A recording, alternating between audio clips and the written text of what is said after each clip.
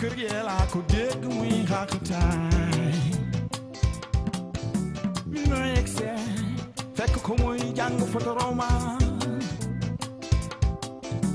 baas ba mu yemaan fa seen ay tubaab yi funante na bu tilim yaa nga taaje ceeb bi kenn tànn bu ko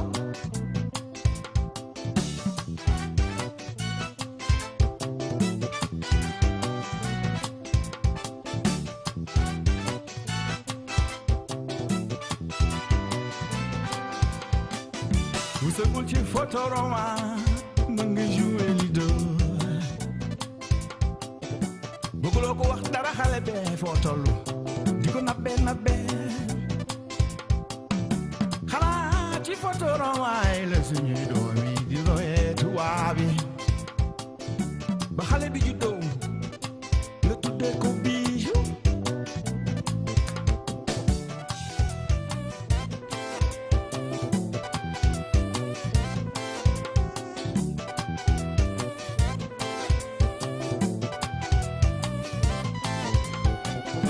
léegi xale bi màgg na nga koy wooyee nene tuuti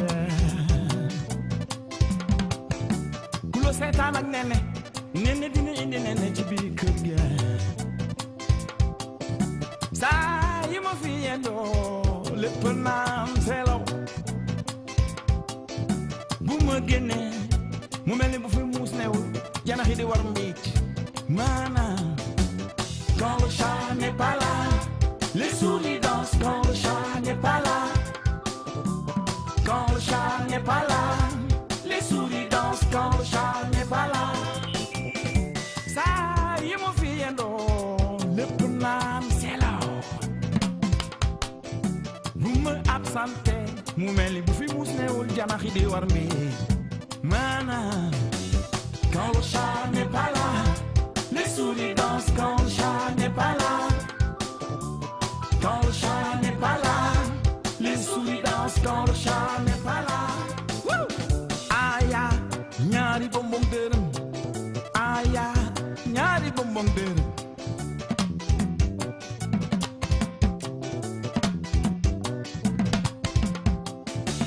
Quand le chat n'est pas là, les souris dansent quand le chat n'est pas là. Quand le chat n'est pas là, les souris dansent quand le chat n'est pas là. li ma gis ci dëkk bee laay bañ mu dal suñuy doom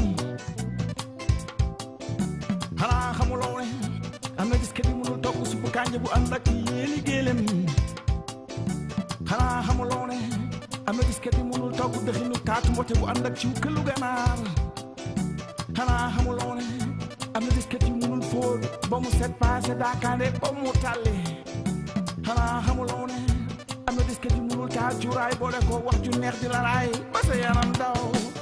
Quand le chat n'est pas là, les souris dansent quand le chat n'est pas là. Quand le chat n'est pas là, les souris dansent quand le chat n'est pas là. Hey! Hey, waay samba.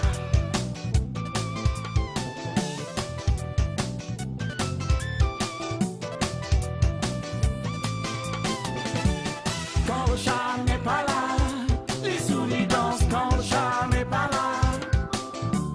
Quand le chat n'est pas là, les souris dansent quand le chat n'est pas là. Quand le chat n'est pas là, les souris dansent quand le chat n'est pas là.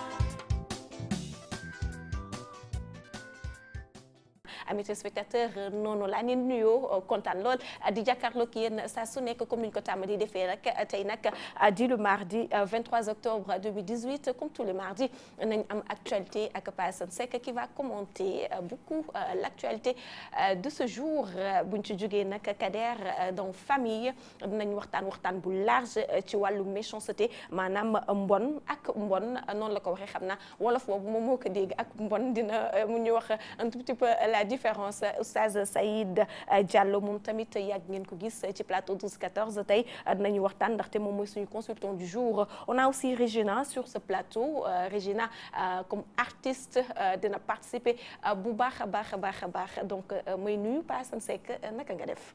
bismillahi rahmaani rahim bismillahi rahmaani rahim bismillahi rahmaani rahim bismillahi rahmaani rahim bismillahi rahmaani rahim bismillahi rahmaani rahim juróom-ñaari yoon.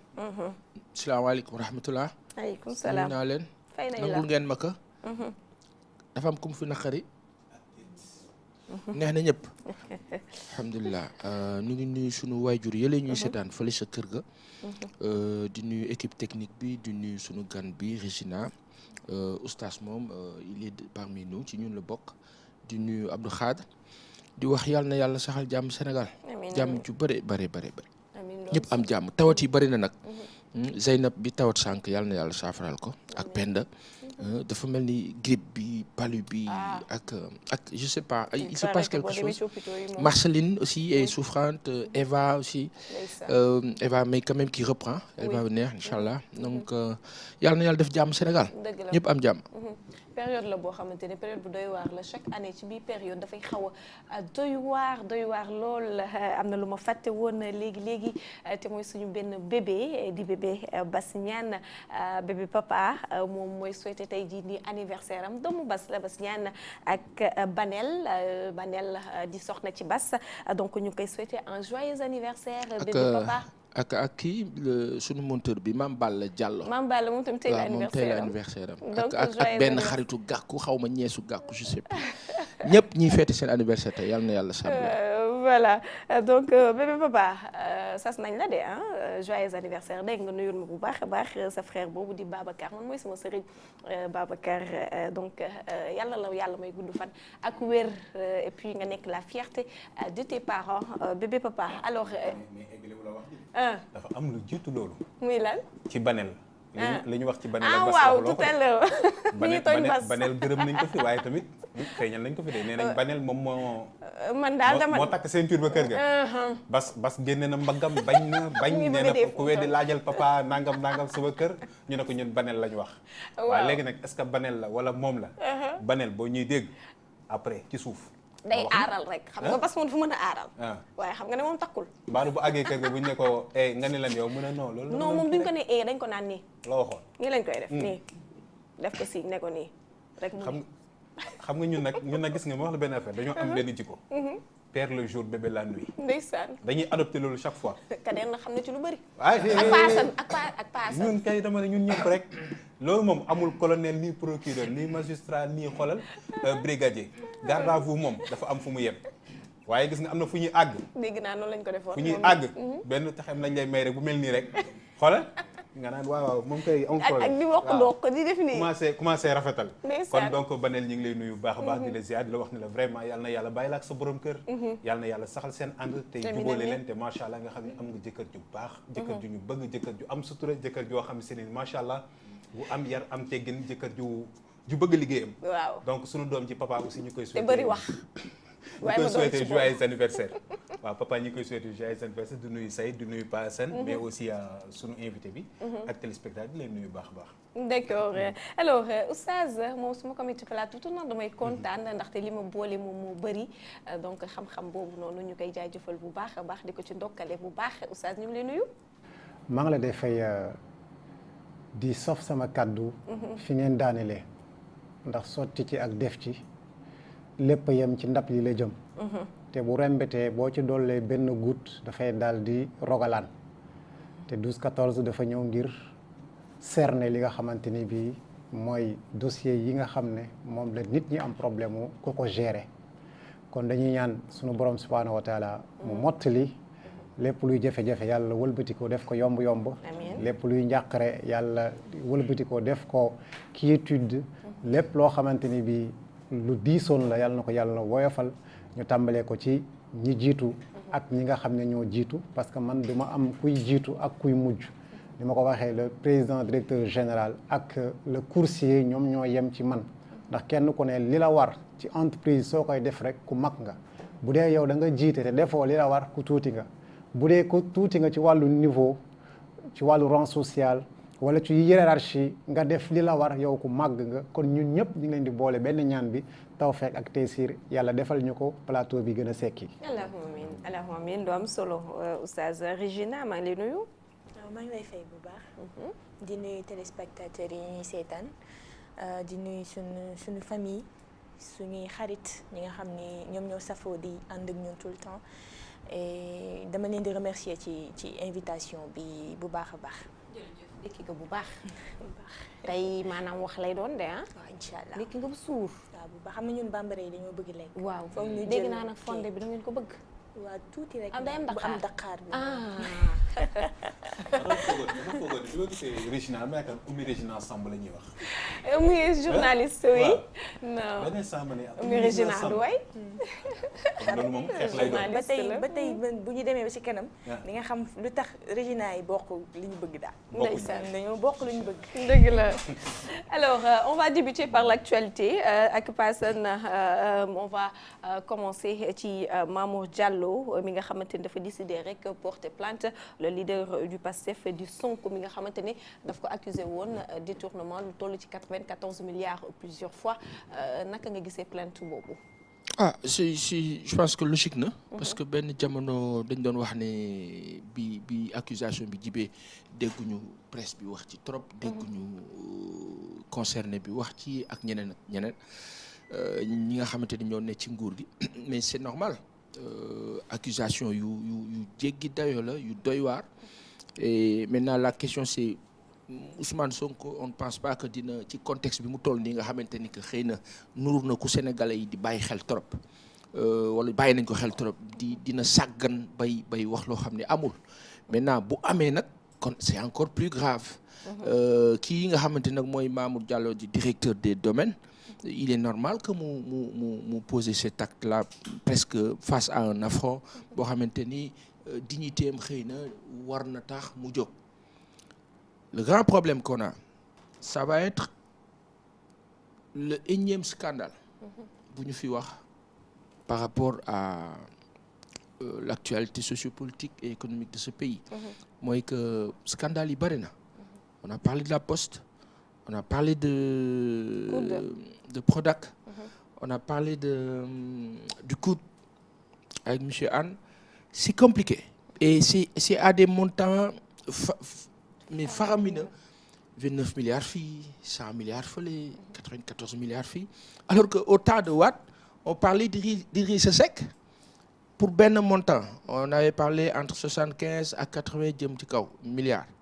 mu nekkoon lu ngande coow lu rëy problème bu mag après bon on connaît la suite mais fii c'est un amas de scandale boo xamante ni on a l'impression ça choque personne ça c'est comme loo xamante ni lu normal la loo xamante ni c'est pas grave on parle pas de millions on parle pas de milliers de francs CFA millions on parle de milliards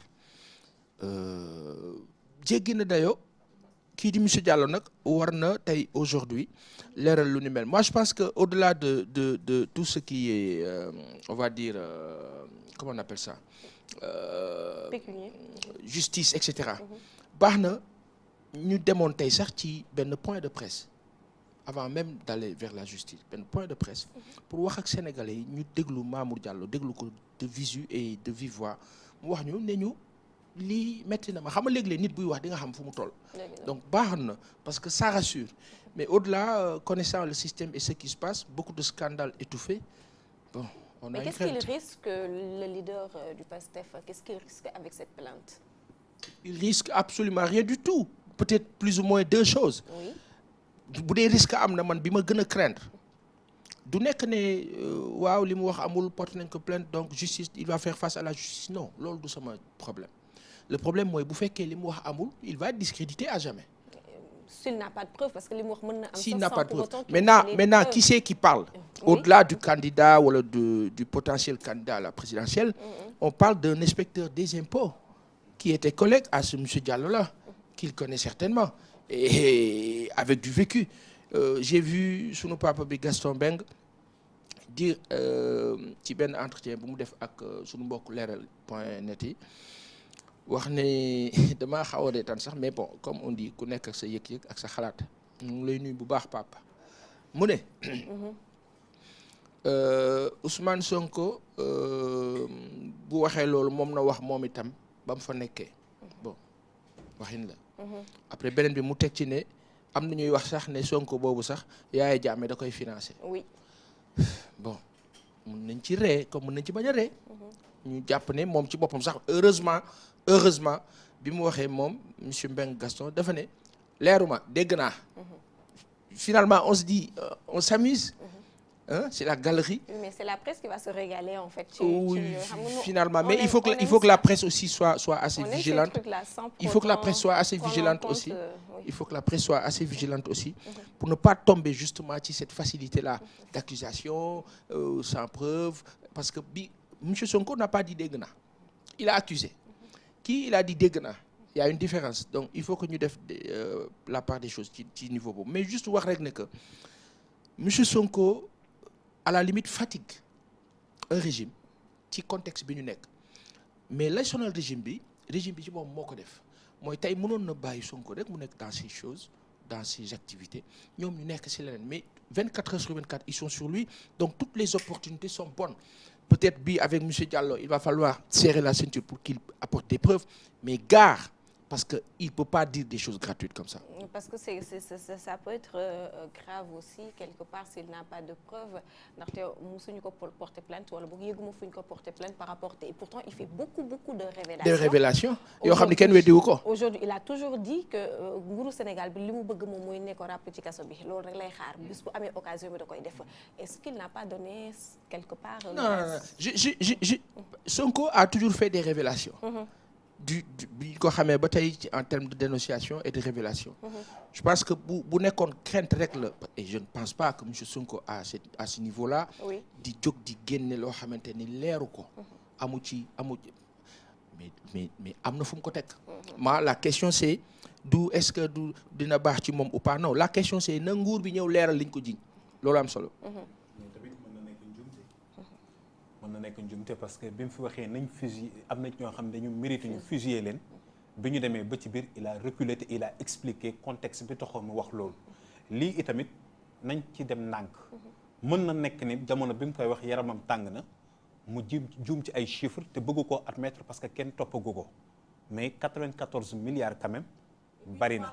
ci ni ñu ko waxee yaakaar nga nit baal ma yaakaar nga nit toog ak contexte bi ñu nekk. Je parle même pas de preuves ou quoi que ce soit, je parle de politique. Ak fi monsieur Sonko toll ci politique fii ci Sénégal yaakaar nga dina jóg di joxe montant à ce niveau-là accusant une personne sans preuve sachant que lui il était collègue avec cette personne. xam na li xew foofu. léegi nag foofu nag su fekkee loolu am na ba tey dañuy delluwaat ci procureur am na loo xam ne waratul xaar dafa war a déclencher. En même temps, c'est une action chose judiciaire nga xam bi dara continuer voilà. Et c'en est une autre que nga am preuve ci loolu. mi ngi noonu. Et quand justice bu ci demee ba dugg ci on te demande plus des déclarations, on te demande des preuves. yoo xam te dañ ko te c'est ça léegi nag en fait. foofu la wax ji toll mooy waratuñoo xaar am na amul nañ ko lijjanti mu leer. parce que tëjoon nañ fi Karim ci ay détails yu mel noonu. waruñoo bàyyi tamit lii continuer est-ce que mën na am mënta am yàlla rek a xam. mais waruñoo nangu lu mel ni di continuer alalu Sénégal daal. nañ ko bàyyee ak sénégalais yi waaye ñu bañ di ko saax-saaxee lii moom bu dee dëgg la scandale la. Et puis il a toujours eu moom tamit des occasions de porter plainte à certains opposants yi ko accusés de terroristes et autres Daesh et tout ça là. Non, je pense que loolu du lu diis loolu du lu diis mais li am solo li ma jàpp ne moo am solo. mooy il y a eu d'autres scandales avant bi yoo xamante ni c'est des rapports. Monsieur Sall Aliou le frère du président. ci rapport u Nafi Ngom Keïta. bi tax sax ñu jëlee fa kooku daanaka. ak yeneen i rapport yu jàpp ñu bëri ñu nekk ci régime bi président moo wax moo si teg kuddam. moo ko wax. Il y a plus de débat à ce niveau les scandales sont de trop. Il faut les régler mooy que tey ku jóg ne mbir mi scandale la pour man li am solo du ka wax. mais li am solo mooy kañu ko wax la kañ nga xam moom lañ ko mu leeral ko.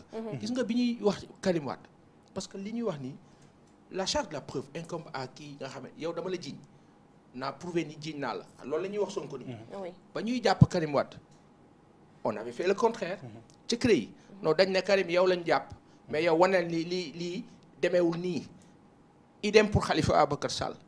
Pourquoi pour Sonko on demande la charge de la preuve voilà le problème mooy léeg-léeg nga jouer ba dugg ci ce jeu aujourd'hui il se trouve que en même temps bi oui c'est civil. parce que c'est entre moom ak un citoyen. Au-delà de civil le droit il est tout. civil assiette. Oui. Au-delà de civil le droit il est civil mais le droit en question mooy jiiñ nañu kenn. c'est pas entre nguuru Sénégal avec un tiers c'est entre peut-être un responsable politique et un autre responsable politique à qui on accuse d'avoir sur la question donc oui mais sur quelle question sur des questions de finances qui concernent l'ensemble de la nation donc ça dépasse l'entendement entre deux personnes deux individus c'est affaire d'État jiiñ nañu nguur bi ci Prodac jiiñ ko ci yeneen ak yeneen mu nekk ay këyit bi kii ñëw ne lii am na léegi ñëw na lii am na d'accord porté na plainte bu ñu yeggee sa feneen fu mu war a leeree dana gën a leer mais une chose est certaine mooy y a trop de scandale dans ce pays. oui si soo ma ko mayee ci benn minute rek parce que question boobu ba nga ko bëgg rek delloo Saïd Diallo. c'est quelqu'un boo xam ne si ne ni côté arabisant yi côté yooyu ay Daesh ak waa salafiste yi ak yooyu damay gis souvent nga di ci wax. boo ñu doon may fii asi dugg léegi rek benn leeral pour que au moins ñenn ñi mën a xam lan moom mooy différence bi entre ñooñu xeet yooyu ak aussi ndax danger am na ci. léegi pour ñu wax ci wàllu Daesh ci wàllu AQMI ci wàllu Mijawa ñoom li ñuy njëkk a bañ mooy carte identité ku ko am dañ ne yow espion nga te Sonko mi ngi jóg pour nekk président de la République avant tout il faut mu nekk électeur pour mu nekk électeur il faut mu am carte identité kon ce qui veut dire que foofu am na contradiction boo xamante ne bi am na beneen bi ñoom li ñuy xeex mooy lépp lu jëm ci wàllu république lépp lu jëm ci wàllu démocratie kon ñoom nan la ñuy jógee naan dañuy ngemb koo xam ne ëllëg mi ngi jóg ngir yor république kon yooyu ay mbir la yoo xam ne ay accusation yoo xamante ne bii non fondé parce que am nañ ennemi boo xam ne amuñu fuñ ko jaar amul benn brèche fuñ ko mën a jaar moo tax ñuy jéem a dugg ci loo xamante ni bii vie privée am la wala ñu koy jéem a solal casquette boo xamante ni bii buñ ko seetloon waa Sénégal yëpp duñ ko attan ñu daal di ko koy jox loolu moom moo waral li nga xamante ni bii mooy mbir mi ñee lépp lu jëm ci politique dañ ko bañ Sonko dafa bëgg politique lépp lu jëm ci wàllu administration ñoom bëgguñu ko lu ñu bëgg mooy charia te charia ñoom ni ñu ko gisee nekk na mbir boo xamante ni bii du noonu la ko yonent bi sallallahu alayhi wa sallam jàngalee du terrorisme du giseel comme ni may gisee solo comme ni may solo non charia dafa am ay code pénal. D'accord Kader on va passer salafiste, parce que c'est pas le thème aussi il faut qu'on passe. C'était tout juste pour une éclaircissement. Alors on va parler une prochaine fois on parlera de salafiste et autres termes yi nga xamante dañ koy faral di sioniste yooyu yëpp dañ koy faral di dégg peut-être que duñuy faral di xam exactement c'est quoi ñu daal jàll ci Idrissa Seck mi nga xamante ne daal dinay dem fële ci Touba ci veillu Magal wala sax ci préparation Magal bi ziar ki nga xamante ne moom mooy xalif ba fa nekk nee nañu waxu fa waxi politique naka nga gisee visite boobu. il s'est marqué des points. Je sais pas juum na juumul mais Idrissa Seck s'est marqué des points. Il sait se faire oublier.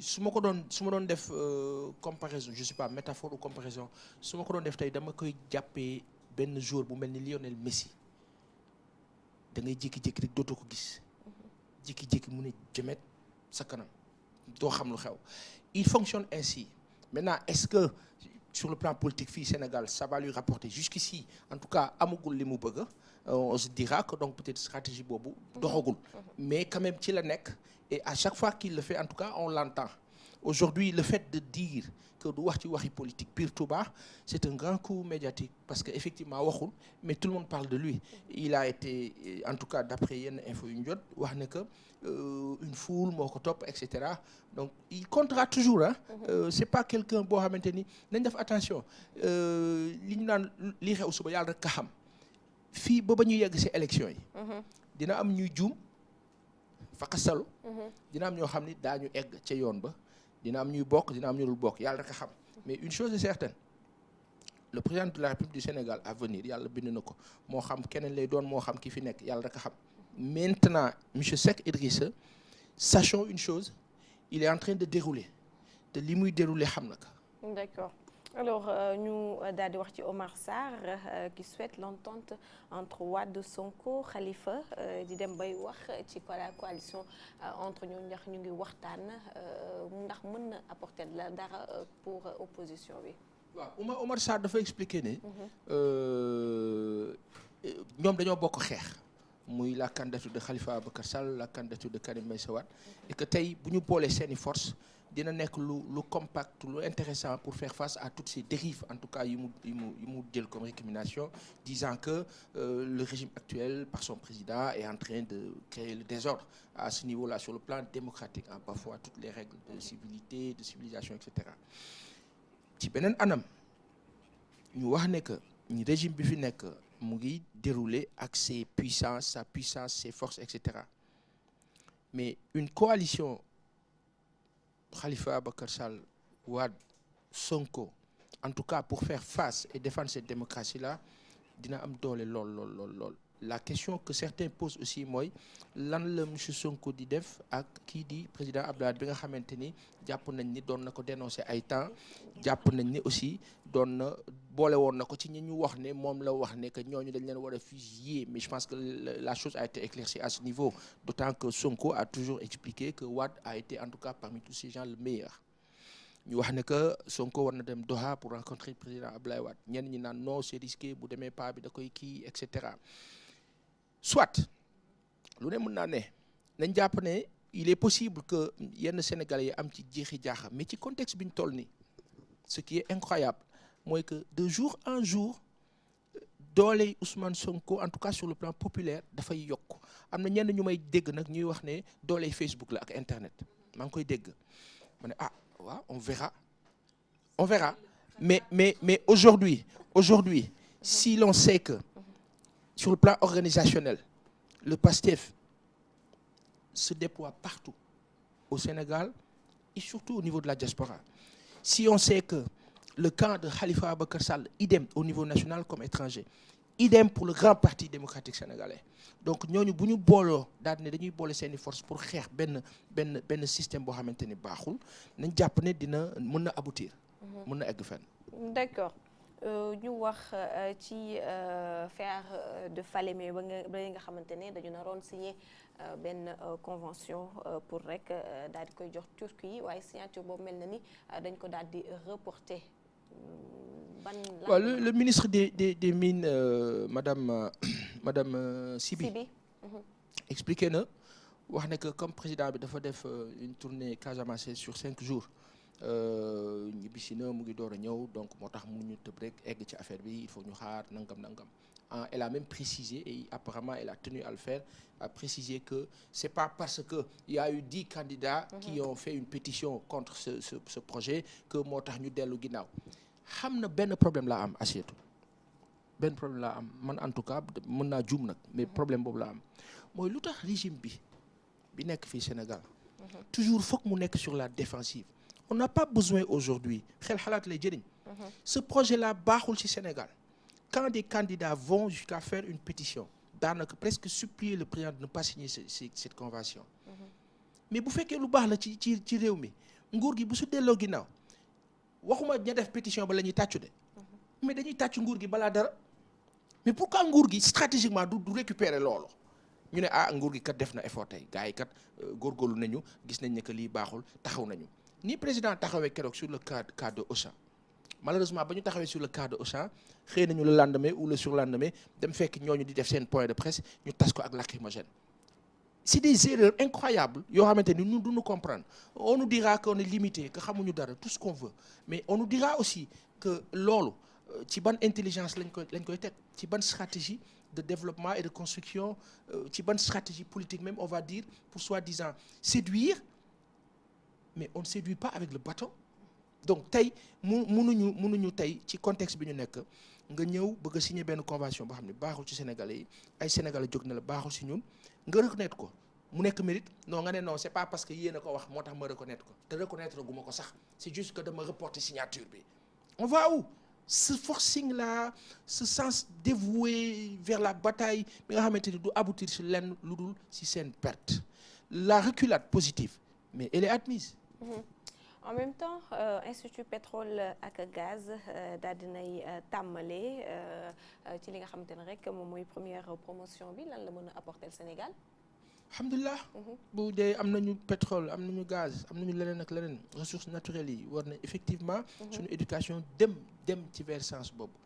Assiette Dubaï est un petit pays, Dubaï, Émirati, c'est-à-dire que près de 2-3 millions d'habitants yoo xam ne daanaka ñëpp ay millionnaires lañu wala ay milliardaires ñëpp. lu tax parce que pétrole dafa feeñ bu am doole mu nekkoon dëkk boo xamante ni daanaka élevage la ñu xamoon pétrole bi ñëw changer seen destinée yëpp mu nekk foo xam ne àdduna bi yëpp léegi fa la ñu jëm. lu tax Sénégal mënuñu am loolu war na mën nekk mais ça passe par l'éducation bi nga xamante ni tey war nañu ko renforcer tey bu ñu nee budget Sénégal bu ma yeboo ci waxin bu ñu mënoon gàddu budget bi yëpp sax def ko ci éducation parce que defar nit mooy li ëpp solo ci àdduna defar nit gannaaw bu ko yàlla sàkkee teg ko mooy nag nit bi wàcc na ci àdduna dañ ko war a façonner l'homme est déterminé par son environnement. Si l'environnement est sain, il est sain. Si l'environnement n'est pas sain, il est malsain. léegi lan mooy pexe mooy defar ko nu ñu koy defaree ci ñaar santé bu baax éducation bu baax santé bu baax ci lan lay tegu ak éducation bu baax ci am-am day tegu ci am-am jur am-am mais am-am boobu fu muy jógee yàlla ñëw ne la suuf baa ngi nii wàccal naa la fi ay xéwali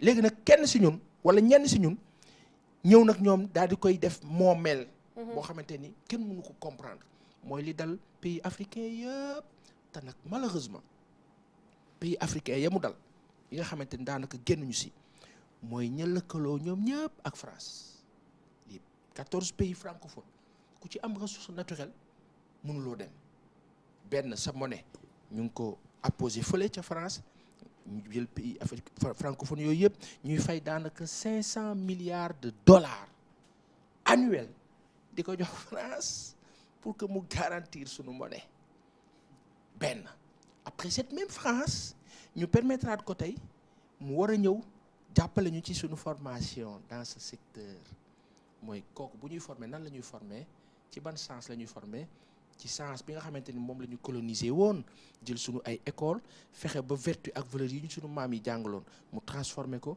jël yeneen inculquer ñu ko foofu lañ toll. mooy il nous faut des dirigeants d'un niveau si élevé nag bu ñu ko waxee du docteur en du PhD. xamalal la. laaj ma lan la jikko bu rafet.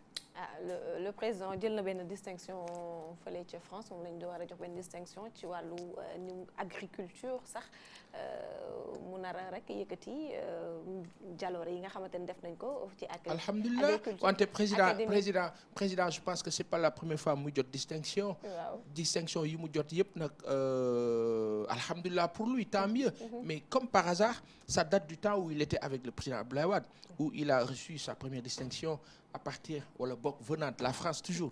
Cette même France qui l'a soutenu après et qui aujourd'hui semble-t-il le soutient toujours. Par contre ma tëj ci école yooyu nga xamante ni moom la ñu ubbi fële sa Diamniadio ndax ñu ngi ko def ci université du futur africain fu mu ne woon moom la ñu jël dugal ko fa daal di kay defar daal ba mu jekk ñu ne léegi Sénégalais kaa leen ngeen jàng fi am na benn tey ñi nga xam ne ñooy ubbi tey ñoo war a démarrer seen système de master lu baax la nañ fexe rek ba suñu éducation bi ci suuf ci xale yi ñuy màgg ak loolu mais loolu dëgg moo koy def dëgg.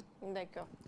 li ci dolli rek mooy ñaar point mooy ni Dubaï def ba gérer li nga xam si moom moo di moomeelam ci wàllu pétrole ñun sénégalais war nañoo mën a dem copier li nga xam ne si moo di gestion bi mu def pour mën am li mu am parce que ab réew du soxor du iñaan dafay xool li baax feneen mu dem jëlee ko fi ñëw indi ko parce que dara xañu ko tey jii bu ñu xoolee ni am na ay pays africains yoo xam si ne ñi ngi ñëw di copier plan situation Sénégal émergence di ko yóbbu pour ñoom ñu def ko fa ñu ne donc c'est à saluer kon donc ñun bu ñu amee loo xam ne le plan Sénégal émergent est un plan qui a été remis à tous les pays francophones donc kenn copié wul Sénégal ah. mais li ñuy wax mooy Sénégal moo ci jiitu tamit ñi ngi koy jëlee fii di ko yóbbu feneen ñi ngi koy dégg ñi ngi koy wax. non loolu ba info boobu baaxul info émergence jógewul ci ñun dama la koy leeral. waaw nit ñu ko joxee ñeneen la ñu ko joxee ka ñu ko jox mooy France loolu dama je tiens à te le dire. mais Sénégal desu ci ginnaaw paasan nañ nangul seen état bi fi ne gouvernement bi mérite def na fi dara. man yoonu yokkute laa gëm. waaw ba tey yoonu yokkute laa gëm yoonu toog émergence France moo la ko jox. ba tey mais ak lu mën a am baax na ñu ngi koy def am na fu mu ñu yóbbu. tey jii yóbbu la fenn fu mu si coow bu bare. fi mu ne nii yaa ngi ci coow. accepter ni au moins ñu ngi def ay jéego di dem ci kanam. waxuma waxi jéego dama leen ne Sénégalais yi ñu ngi ci mbedd mi ñu ngi ñuy seetaan ñu ngi ñuy dégg Abdou Khadre les Sénégalais souffrent à un niveau outrancier qui dérange tout le monde la vérité saillante loolu la maintenant après le régime en place va tirer et faire son bilan nous dire que lii ak lii ak lii ak lii quand le président de la République Macky Sall nous dit on a dépensé près de plus de 450 milliards fële sa Casamance bu ñu yeggee ci cappaandaw dina xam ndax def nañ ko 450 milliards biir Casamance mais les populations nous diront aussi gis nañ ko ou pas quand on a fait des promesses de plus de 200 milliards à Fatick est-ce que les Fatickois ont vu 200 milliards est-ce que sur le terrain on a constaté 200 milliards est-ce que quand on a promis à partir de conseil interministériel monts et merveilles dans toutes les régions du Sénégal est-ce que les populations ont vécu et gis nañu loolu on vit cela est-ce que aujourd'hui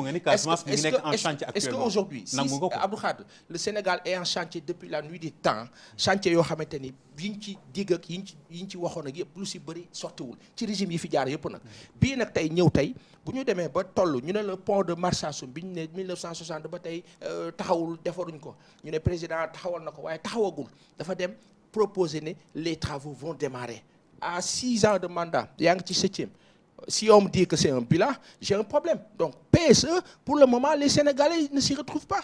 D'accord.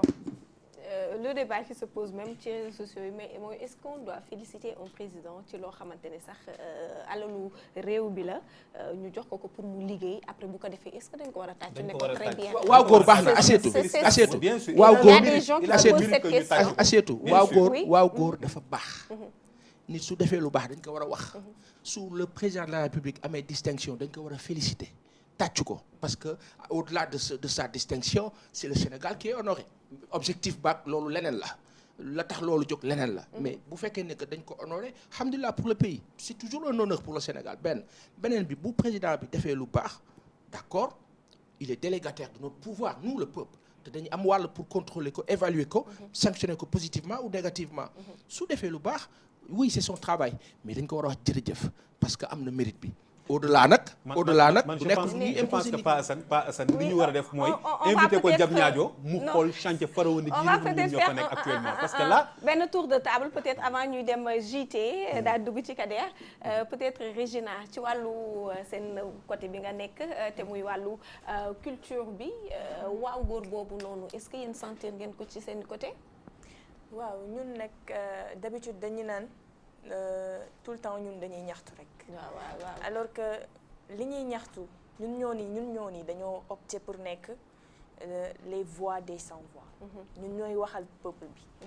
donc comme li sëñ bi wax rek loolu lay waxaat président su defee loo xam ne jar na tàccu waa góor nañuy wax dafa baax ci genre day encourager exemple bi ñu ci joxe moom mooy tamit mu nga mel nii ngay dem di retirer xaalis ci benn gap dem mu jox la xaalis nga ne très bravo ci gap bi nga xamante ne distribué na ma xaalis donc noonu lañ ko caricaturer mais est-ce que quelque part war nañ ko mën a caricaturer noonu.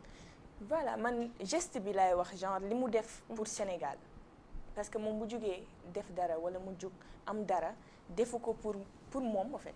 même bu fekkee ni jàpp na ni pour moom la wala da koy def gis ci boppam mais ñun ñoo ko fi tax a toog. mais yéen artistes yi tey jii nii lan ngeen doon bëgg par exemple mu yokk ci seen côté lan ngeen doon bëgg seen tutelle taxawu leen ci. waaw ñun nag dañuy wax am nañ fi fonds instant bii nii bu ñuy wax fonds des cultures urbaines mais man bokk damay wax ni fonds bi ci fi mu war a dem dëgg-dëgg demu fa xam naa nag ñu bëri nañ ma mere.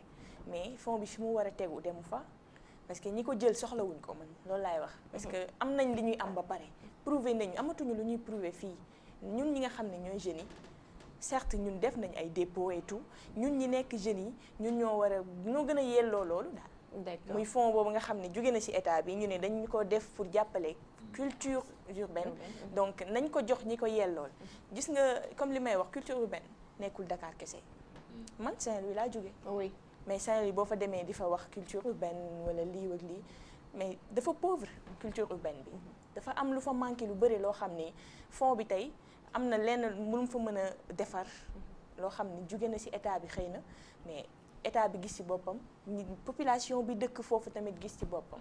mais bu fekkee fonds bi dañ koy joxe benn partie ñi nga xam ni ñoom ñoo ko téye ci boppam walla ñu ne voilà day yem entre benn communauté rek. kenn du ci mën a gis sa bopp. dafay daal di doy waar. day doy waar te day mel ni boycott la. te demeewul noonu. d'accord oustaz un tout petit peu ci sa xalaat ci seen wàll tamit par rapport ak li ñuy wax te muy doon ay réalisation wala sax bilan ci fi ñu toll nii. bon pour ne pas être méchant. damay def benn métaphore. ñu fal la 2012 ba 4 mois des élections bi ñu yeewoo dañu xiif ndekkiwuñu añ jot nga dem marché dugg sa ndugg cere ne maa ngi leen di toggali reex imagine nga loolu ki añul ndekkiwul est-ce que tàkkusaan dina ko fa fekk mooy ne nañu bàyyi politique de tape à l'œil bi mooy tout ce qui saute tout ce qui est visible te duñ ko lekk ñu koy maquiller yenn erreurs yi ñun li ñu bëgg mooy nit ki sentir ne sénégalais la am fierté d'être un Sénégal mais da ngay xool léeg-léeg ci yenn comportement yi ci yenn réaction yi su daganoon sax da ngay uti beneen nationalité donte du la gënal li am na mooy ne tout n'est pas rose dañ koy d'accord mais par rapport ak objectif yi ñu tegaloon bu ñu leen doon noté daal man dama leen di wax 60% dañ leen di jox. c'est déjà bien. c'est déjà bien. am na ay route am na ay infrastructure am na ay dige bon aéroport bi c'est pas utile pour moi. Ah terre oui? bi c'est pas utile. à terre bi il paraît que kii bu njëkk bi ñëw na. bon yow terre imagine benn train boo xam ne bu dugalee première yegg na kaw la. léegi nan nga koy gérer nan lay fexe ba désengorger Dakar. oui problème la. y avait d'autres pistes Abdoulaye Wade tegoon na ko fi muy chaloupe yi doon jóge fii dem ba Bargny dem ba Rufisque pourquoi continuer wu leen loolu Dakar Bamako bi nga xam ne moo doon dundal ay Guinguinéo doon dundal Kaolack doon dundal yépp ñu defaraat ko Transrail ñu joxaat ko xaalis mu mën a liggéey PTB bi ñu joxaat ko li nga xamante ni bii moom mooy autorité am banlieusards yi mun a am accessibilité fii Dakar xoolal embouteillage yi ni muy bëree xoolal damay jox benn exemple rek demal Kër Massar rond-point bi foofu pourquoi xalaatuñu woon ne lii dafay ñëw Kër Massar quand même c'est un problème parce que bouchon yu doy waar c'est un problème xale yi soo jëlee oto fii Petersen am na njaganjaay yuy dem foofu direct mais bu génnee autoroute à péage bi mais doo mën a dugg temps bi ngay def entre Petersen ba ci rond-point bi foofu di nga ko def 2 fois pour nga génn rond-point bi. c'est grave. xoola forêt classée boobu pourquoi Ageroute baal leen ma pourquoi ñi nga xam ne ay concessionnaire lañu ñu jox leen ko ñu bëttal ñu yeneen yoon ñu jëm jaxaay dañuy jaar biir rond-point bi ainsi de suite kon xam-xam bi mi ngi fi. mais problème bi mooy dañuy signer dugal ko ci biir bagage yi bàyyi ay camaraderie yi nga xam ne moo fi nekk tu es avec moi tu es sobre tu es nickel tu n'es pas avec moi tu es le taureau à battre 25 personnes yi nga xam ne Nafi Ngom Keïta épingle la woon lañ plus de moins de 20 personnes ñi ngi foofu ci ñoom kenn inquiété wu leen 2 personnes wala 3 personnes ay sympathisants lañu kenn inquiété wu leen. il est content. c'est ça parce que dañuy wax ñun ay. Abdou Khadre na nga fexe ba wax ci. il est content parce que il se régale. xoola wax ñu ko pour animosité dañu nekk ay nit. dañuy réfléchir. réew mi sunu réew la bu ñu sañoon nit du bàyyi mel noonu la fii di mel mais bu fekkee kay laa yakuuna dawlatan baynal aghniyaa ñii riche ñooy gën a riche ñii pauvre di gën a pauvre du ñu mel ni Dubaï. kon ñu bàyyi xel ci loolu ñoom li ñuy def mooy ñu une partage rationnel des ressources humaines lépp lu fa génn ñu ne soit 20% bi moo jëm ci éducation 20% ci wàllu santé 20% ci wàllu développement 20% ci wàllu social 20% dans le budget de fonctionnement pour pouvoir atteindre nos objectifs fixés. Mais plan noonu lañ koy def. plan programme. dëgg la on nous félicite quand même. waaw wax dëgg yàlla 60% baax na on nous félicite non sur le plan international sax ñu ngi doing business bi chaque année daf ñuy féliciter ci jaloore yi nga xamante ne dañ koy faral di def quand même buñ koy faral di fàtte paasan xam naa ne. Il est 13h. En fait, tu veux me provoquer? Non mais c'est une réalité la Banque mondiale. mais toi yow nga ñëw ne j'ai couvert plusieurs fois Sénégal ñun ñëpp ñu ngi ci biir kër gi fii 2 secondes ñu ngi ci biir kër gi comme il dit ndekkiwuñu añuñu reer la ñu dikk mais ci diggante bi ñuy dig reer non am na gan bu faaxee sa lang ñëw gaare otom bu rafet wàcc ñëw ne borom kër gi vraiment ta maison là ni nga ko gérer c'est vraiment bien je te félicite waa kër gi yàpp dañuy faax. Merci beaucoup alors mais on va poursuivre.